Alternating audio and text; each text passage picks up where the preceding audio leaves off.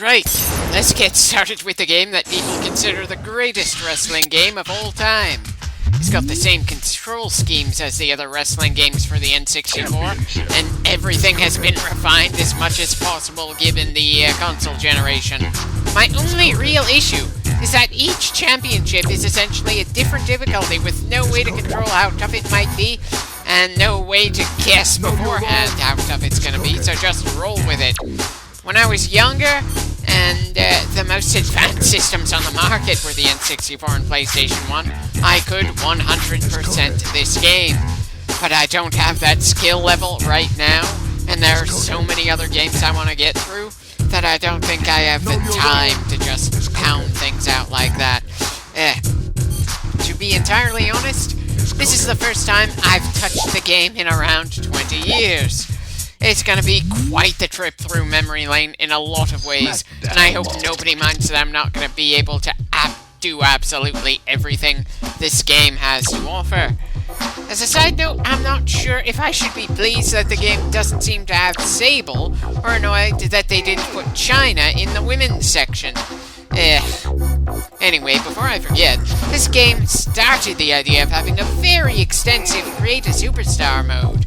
You can create someone from scratch, and since this was made by the same company that did WCW versus NWO, if you're patient enough, you can get a WCW guy into the WWF this way. I still remember the absolute shock and surprised laughter from my brother when I picked Goldberg for a Royal Rumble in this game. He didn't have the right theme song or the right Titantron, and I probably put in more effort than that single surprising moment was worth, but it was damn fun when it happened.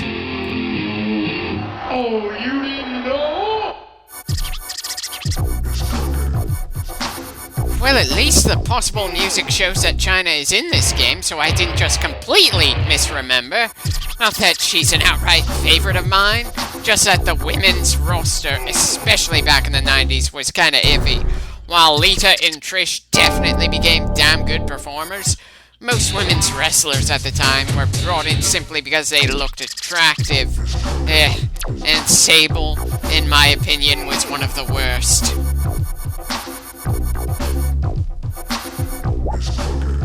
Okay, so only China seems to have gotten her own Titantron, while the other girls just have to share in this game. Great, now I'm trying to remember if this was made before or after the big mess involving Edge, Lita, and Matt Hardy.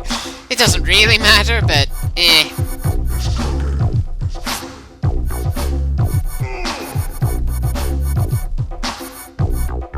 yeah, there are a hell of a lot of options to adjust for appearance, quite a few moves to put into practice, and you can really make someone who looks and feels pretty unique. I'm not going to actually make an original superstar in this game. I'd rather wait until I get to doing the SmackDown vs. Raw games before I do anything like that, but holy shit, this is more extensive than a lot of role-player games like Skyrim let you do.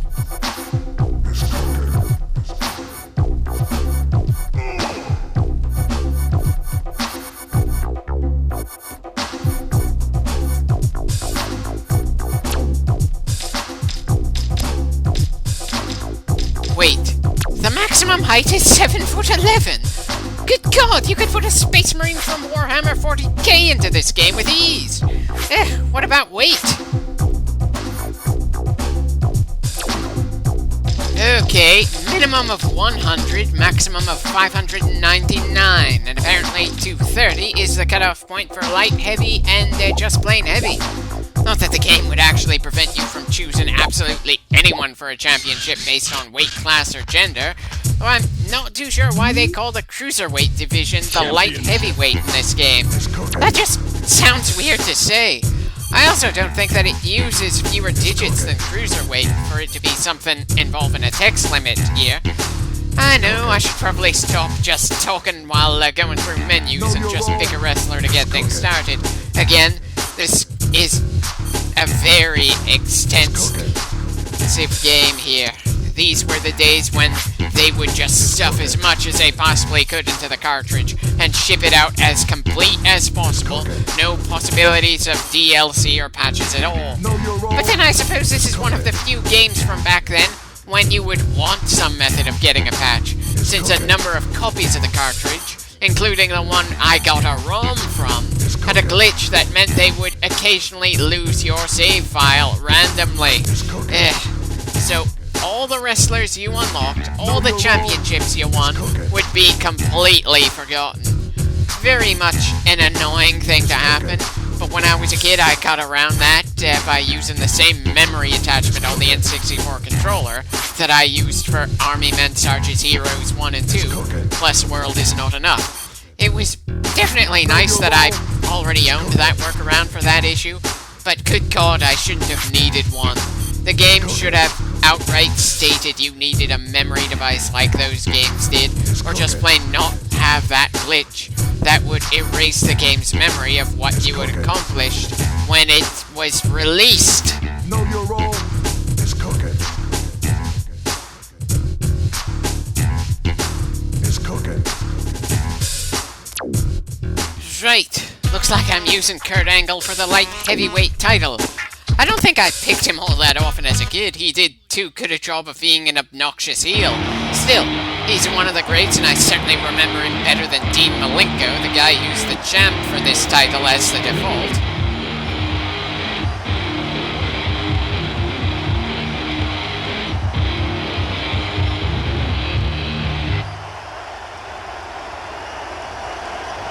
Wait, our absolute first match is going to be a four-way? And I don't know the specifics of Angle's controls here either. Oh dear, this could be troublesome here. Still, can't give up before the first match even starts. Let's see what we can do and what the hell we're gonna deal with.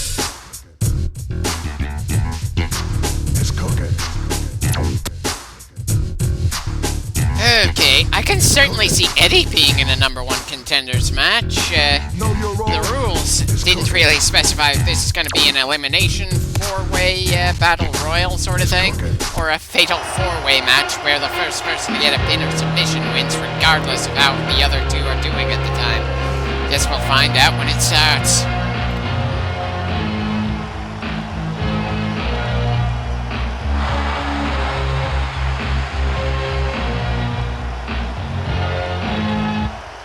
Okay, so it's just them walking down the ramp and not anything in the ring itself. I suppose they had to condense things a bit from the previous WWF game just to fit so much into this thing.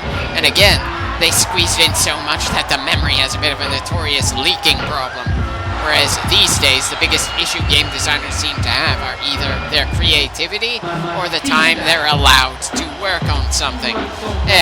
It's just funny how I have far more respect for games that worked on more limited hardware, since that forced them to get creative with what they would include and how.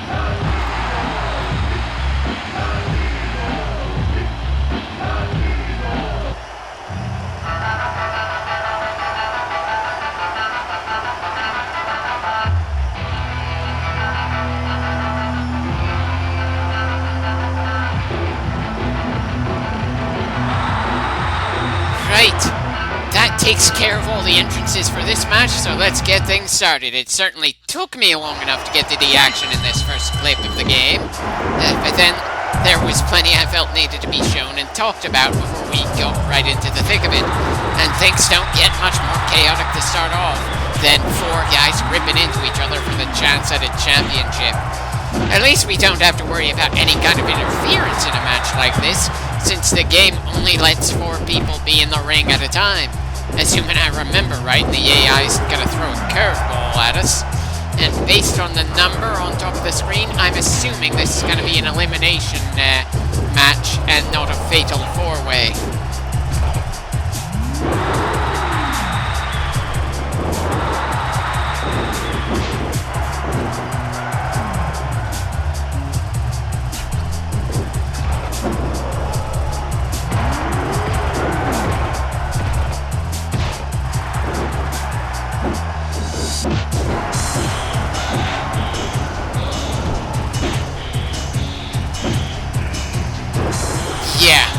So long as I can keep our fight away from the other pair, we should be able to get through this with little trouble. And of course, the moment I start saying that, I get knocked down by one of the other two. It's not like there's all that much room for strategy in these kinds of games. Just start throwing attacks and hope you do more damage more quickly than the guy you're fighting against. And maybe hope that the other guys in the ring don't happen to get some cheap shots at you.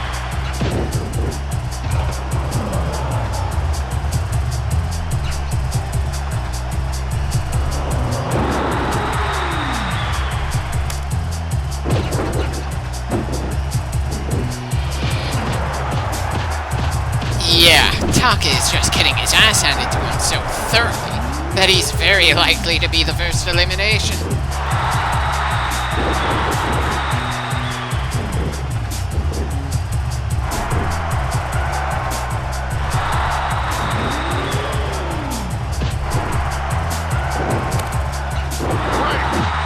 Well, that's a familiar annoyance considering the other N64 wrestling games we've gone through.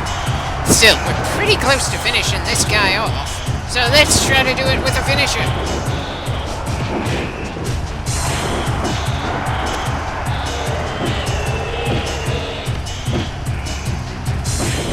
Right. I should have tried doing something to stun him before going for a finisher instead of just doing so the instant he got back to his feet. Anyone want to bet I'm gonna keep making that mistake for the rest of the game?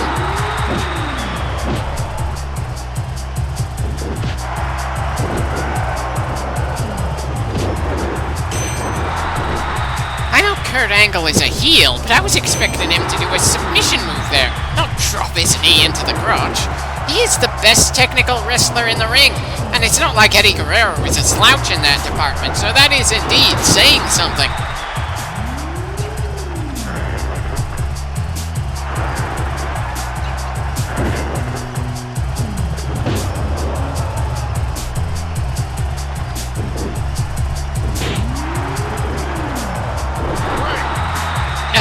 Come on, I'm pretty sure there's still some space between his feet and the ropes there. Does that move ever actually pin someone, or is it doomed to always result in a rope break in any matches that bother having rope breaks? Of course, I could just knock him down regularly and try to pin him that way, but for some reason I'm choosing not to for the moment. Possibly because I'm trying to get a feel for how Kurt Angle moves compared to the other wrestlers I've used in the other N64 games. And possibly because I'm using this match to get warmed up for this game as a whole.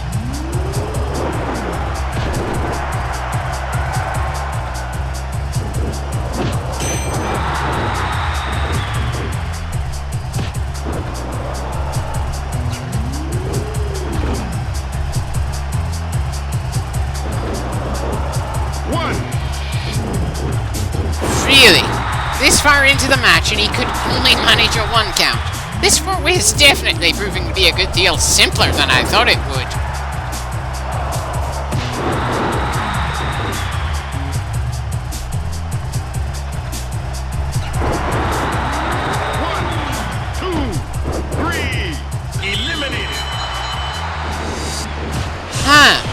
So from a 1 count to a 3 count in less than a minute. Guess I was wrong about Taka being the first to go. But then it's not like I've gone for a simple pin. Just the odd submission move or a pin that was part of a slam that ended up driving us into the ropes.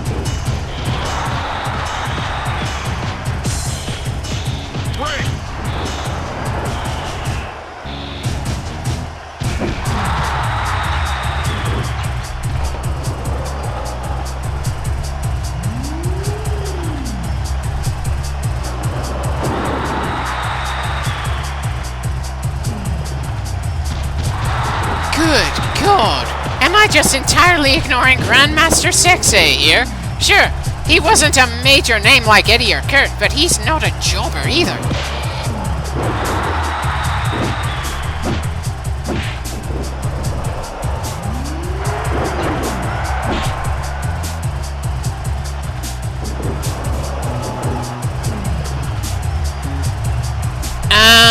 I don't think that's our finisher. Do you mean to tell me the guy somehow managed to counter the angle slam and the game just didn't have an animation for countering that specific move? Or did I just make an accident on which move I was trying to do there?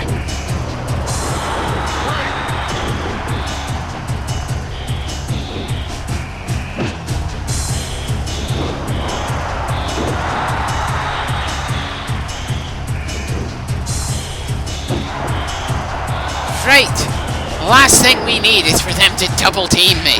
While I'm not expecting to get through every championship in this game, I'm still expecting to be able to at least win the starting match of each championship. I may have gotten rusty, but I refuse to believe I've gotten that bad over the years. Especially after I went through both WCW games and WrestleMania 2000 before getting to this one.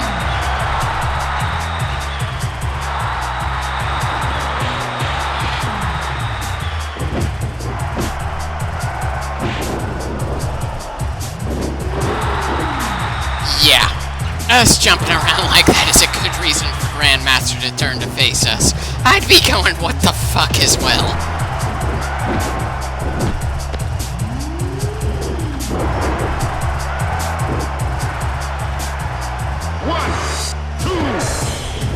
After getting his ass handed to him all match, he still managed to kick out at 2? Is it really too much to ask for that the game give us some measurement for just how much abuse our opponent has taken, so it's easier to guess when they're going to submit or get a 3 count?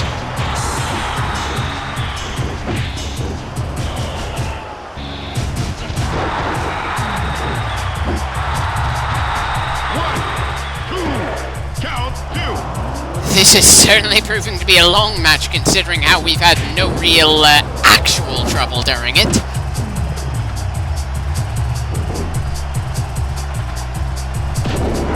I'd ask what Eddie's doing out there with a staircase in his hands, but it's not like anyone in here has been thrown out of the ring so they could brawl with him anyway. Or that he's been able to get into the ring after he got eliminated.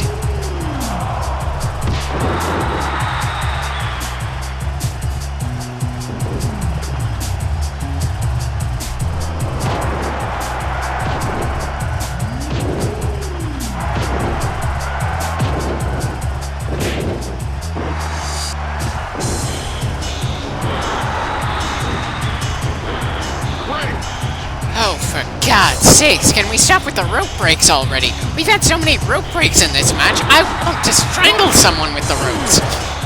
Anyway, it's down to 2, and ironically it's Taka who's taken the biggest beating, who is in the final 2. I'm very much not good at guessing how a match is going to flow, and you'd think with 3 other wrestling games experience that I'd have a better feel for that sort of thing, especially since all the games on the N64 had the same mechanics. Ah well, we're the last man standing here. I suppose that's the important thing. Looks like I can fit another match or 2 into this clip.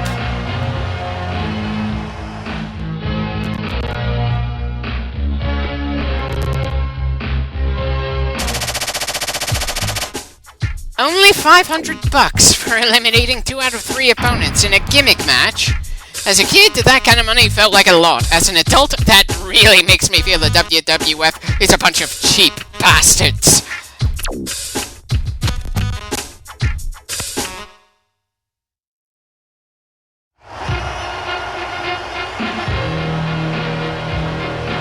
Again, I very much appreciate that there's an actual story in this game. And it's definitely an improvement over the previous 3 wrestling games we've gone through.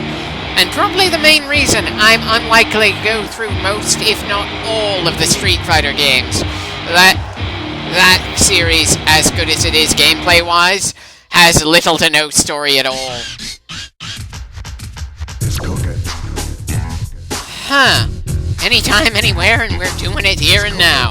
Not wasting any time at all. I thought there'd be more of a build-up to actually facing the champ. Fight!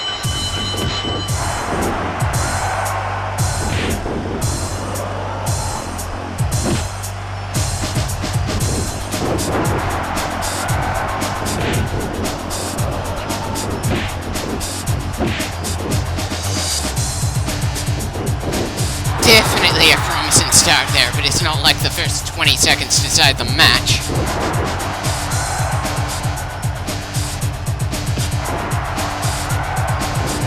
Wait, so the guy we didn't pin in the last match is coming to give us some trouble? He's blatantly not going to be doing anything to the reigning champ right now, and is focusing only on the player character. Considering how the previous match went, I'm not too sure I like the idea of going through a 2-on-1. And I could have sworn this match was supposed to have disqualifications. Why the hell isn't anyone ringing the bell when a guy who isn't supposed to be part of this match is openly pulling this kind of crap?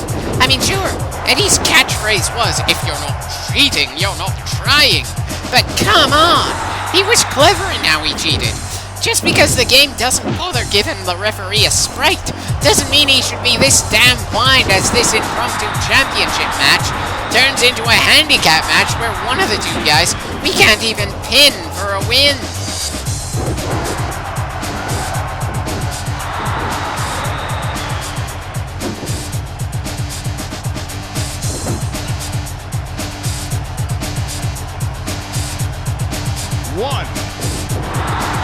So the ref still cares enough to count if we leave the ring, but not enough to do anything about the guy who shouldn't be in any way involved in this match. I know disqualifications don't generally let a title change hands, but bringing someone else to help is a standard thing for heels to do. It is a downright wrestling cliche. Again, I'm not complaining about the fact that there was interference at all, just that this is something that should have triggered a disqualification.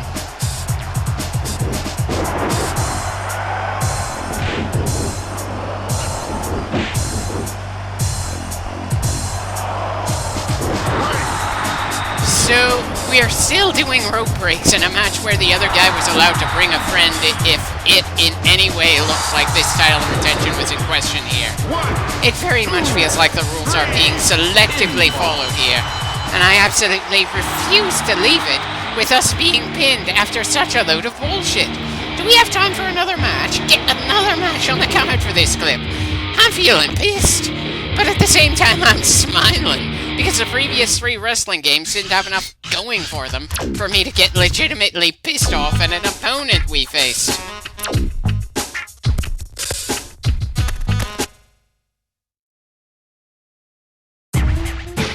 Okay, so we aren't even going through a save point, just directly to the next match.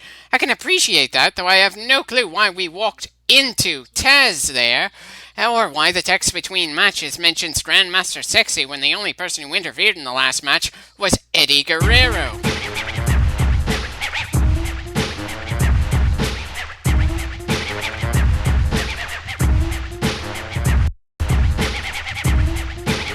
How the hell did we betray you? We weren't even part of a team at any point. And after directly interfering in a match we were going through, a championship match at that, you have no right to complain about us attacking you in the back. Hell, just how many times during the Attitude Era did people get into brawls in the back instead of the ring? Sure, it occasionally still happens now, but back during the days of the Monday Night Wars, it feels like it was a hell of a lot more common. And now, I'm remembering fondly that big moment when ECW and WCW mid-carders and lower-end guys were attacking the WWF guys all over the place. Then Stone Cold Steve Austin arrives and suddenly the large gang just beating on the WWF stars got driven away. While there were a lot of things that the Invasion angle could have done better regardless of if they had the big name talent from WCW or not, it still had some damn classic moments. I should probably be more focused on the match we're currently going through rather than just remembering a series of matches and promos from the past. Especially since Eddie seems to be fighting better in this match than he did in the previous 2.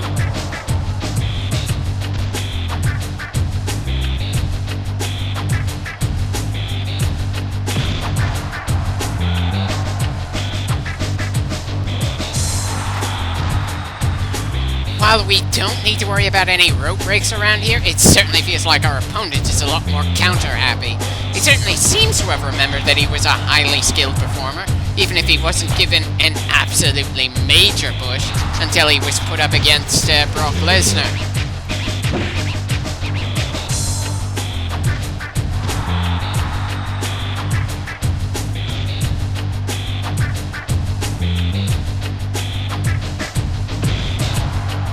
Can't really say there's any form of of psychology on my part. I'm not working the arm to do an arm-based submission or something.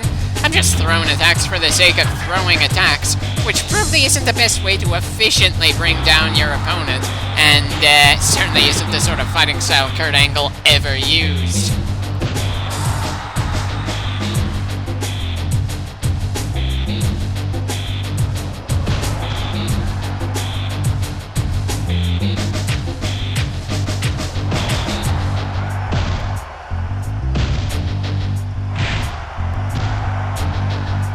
Well, at least there's a good amount of back and forth here, even if I'm not just tenderizing my opponent quite a bit like I did with the first match of this belt.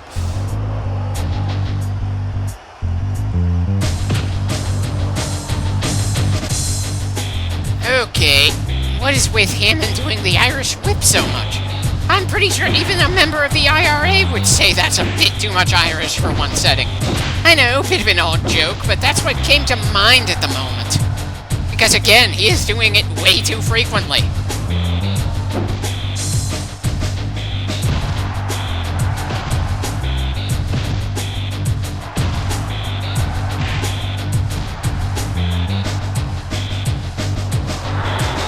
Again, there is no specific part of his body that I'm focused in on. I'm just attacking anywhere and everywhere, hoping that eventually it'll lead us to winning. Not exactly the best method of winning when you've got a submission specialist, but hey, we haven't lost this one just yet. And the main reason we lost the last one was because of the numbers game. I must be doing something right, even if it's a bit unintentional. Though it would probably help if I knew just how to actually do the angle slam in this game, or maybe the ankle lock. I have absolutely no idea how to actually do the signature moves of the guy we're playing as, and that is definitely not a promising sign.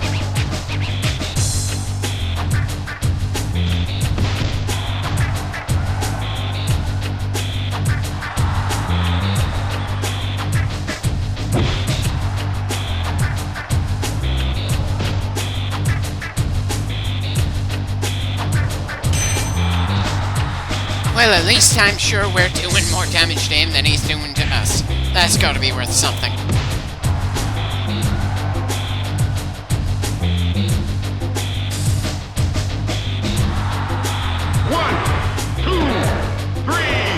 Right, 2 wins and 1 loss in this clip. Certainly an interesting way to start things off, even if I spent far too many minutes showing off things that I wasn't actually going to use at the start.